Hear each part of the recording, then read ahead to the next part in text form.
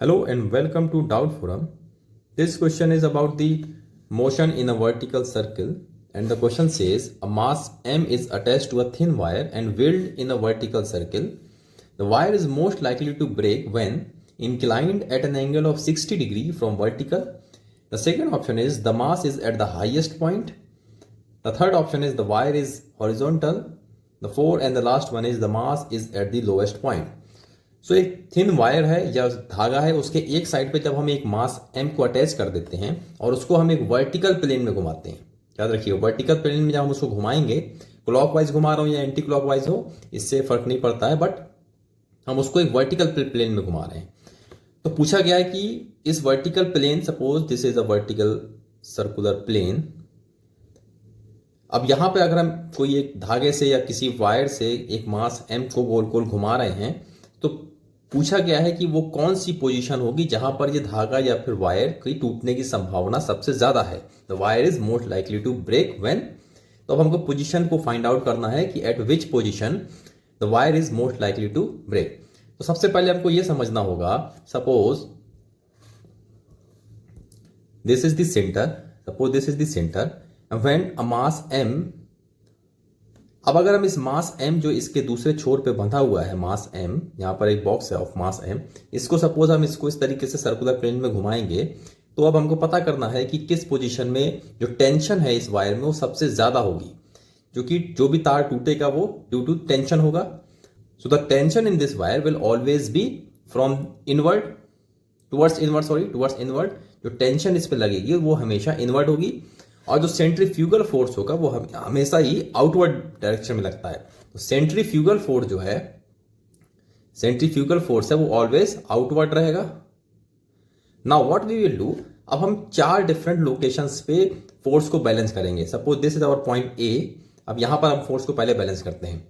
This is centre, यहां पर एक मास m लटका हुआ है।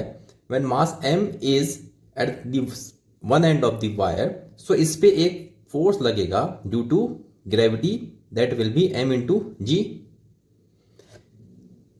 टेंशन को मैंने बोला ऑलवेज इनवर्ड होगी, टेंशन ऑलवेज इनवर्ड होगी।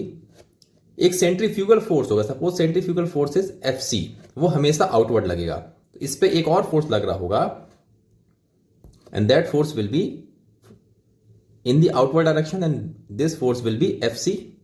सो पॉइंट ए पे अगर हम फोर्स को बैलेंस करेंगे तो यहां पर देखेंगे एट पॉइंट ए जो टेंशन है T, this will be equal to mg plus Fc। तो मेरे पॉइंट ए पर जो टेंशन निकल के आएगी वो that will be equal to mg plus Fc। Now जब हम इसको सर्कुलर मोशन में घुमाएंगे, सपोज अब ये घूमते घूमते इस पोजीशन पर आ गया, suppose this is our position B, अब इस पोजीशन पे आ गया, तो अब यहां पे जो मास है, तो जो फोर्स mg पहले डाउनवर्ड लग रहा था वो अभी भी डाउनवर्ड लगेगा। So the direction of force due to gravity will be downward like this mg। Tension जो है वो ऑलवेज भी इनवर्ड, तो टेंशन यहां पर हो गई इनवर्ड। सेंट्रीफ्यूगल फोर्स जो है वो that will always be outward, so यहां पर हो गया Fc। So at point B जो टेंशन होगी वो किससे बैलेंस होगी, वो डायरेक्टली बैलेंस होगी Fc से। दोनों अपोजिट डायरेक्शन में है तो tension will be equal to Fc। Now